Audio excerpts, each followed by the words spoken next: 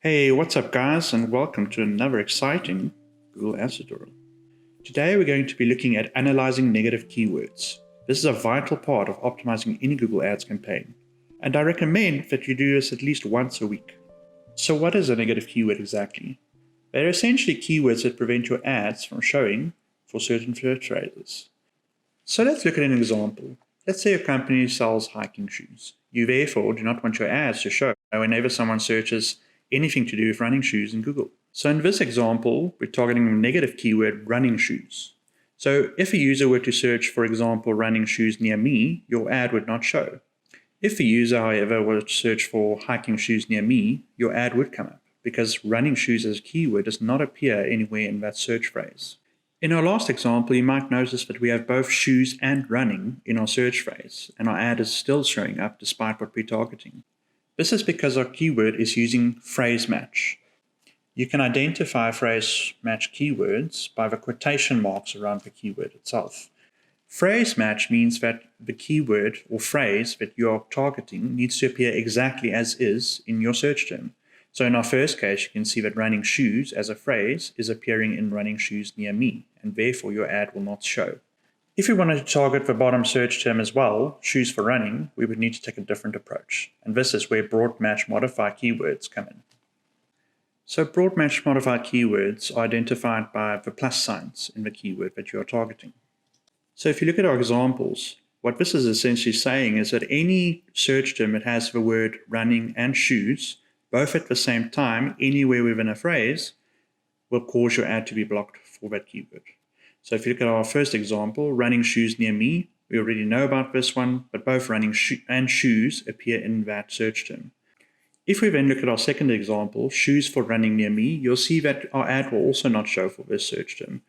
The reason for that is because the order in which the words appear in a search term does not matter when using broad match modified. There are some other examples. If you look at the very last one, my shoes are running away. Shoes and running are both in that search term.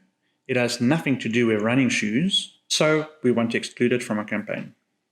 So now that we know how negative keywords work, how do we actually go about picking them?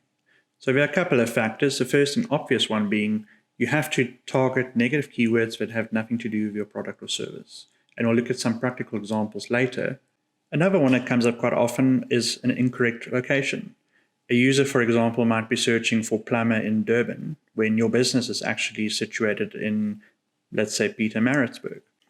Another one that comes up quite often is around job seeking or people looking for jobs.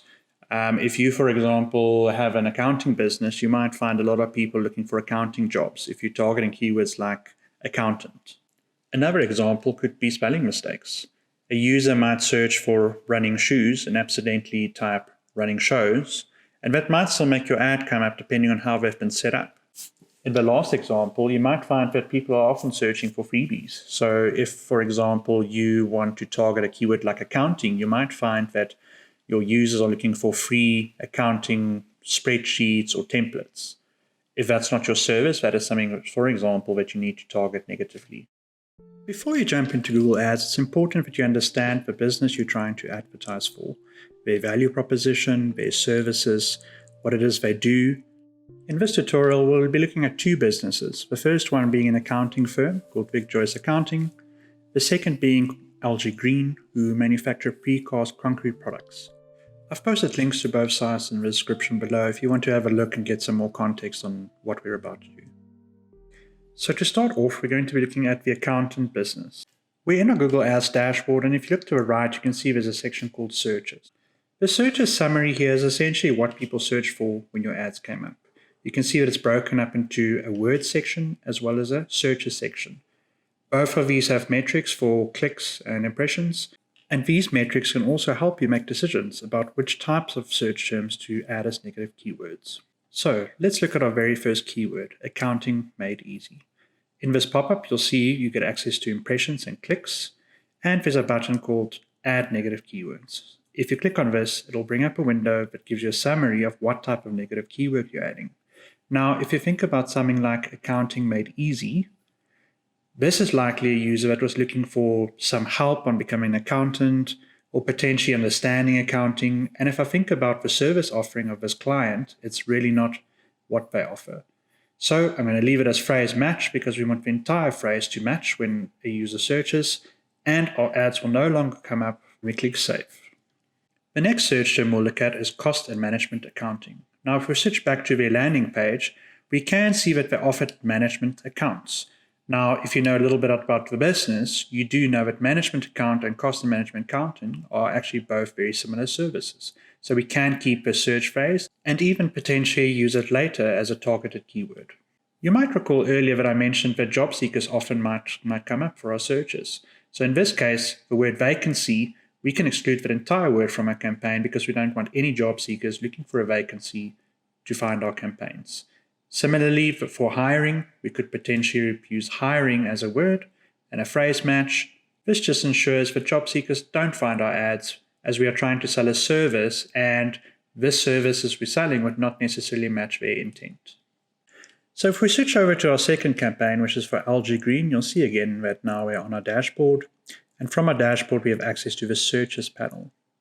So the first thing to note is that you do need to set a date range. I do find it easier to deal with 7 days at a time, but you can make this date range a little bit larger if you have less keywords to deal with.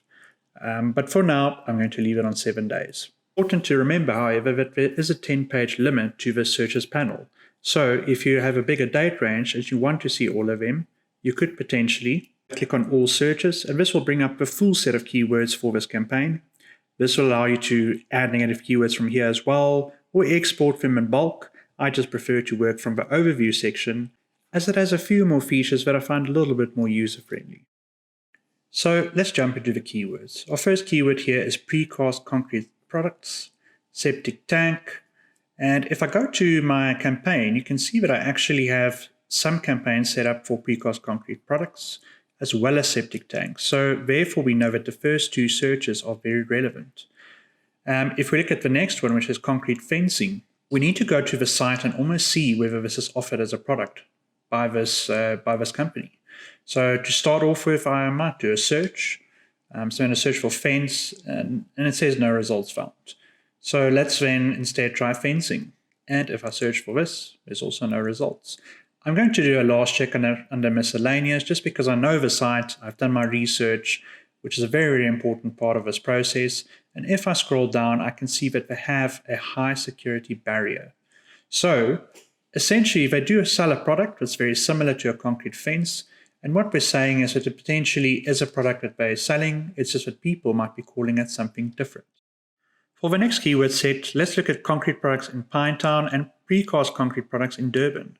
Now, I happen to know that Pinetown is in Durban because I've done my research, and I do also happen to know that this business do supply their products to both Durban and Pinetown. So in this case, both of these keywords are right. But if, for example, they were to put concrete products in Joburg, you might find that it's not relevant to this particular use case, and we would then add that as a negative keyword. Next, we're going to look at septic tank drainage. Now, this is clearly someone that's asking about draining a septic tank. And I know that Algae Green sells septic tanks, but we're not necessarily offering advice on how to do that. So I'm going to add it as a negative keyword. That's it for now. I hope that these tips were useful as far as analyzing negative keywords go, and I hope that you can use this in your own day-to-day work when you ad campaigns. If you want a recap on keyword match types, check out my channel, hit subscribe, where you'll find some more videos on keyword strategy, Google Ads, and digital marketing in general. Thanks for watching, and I hope I see you around.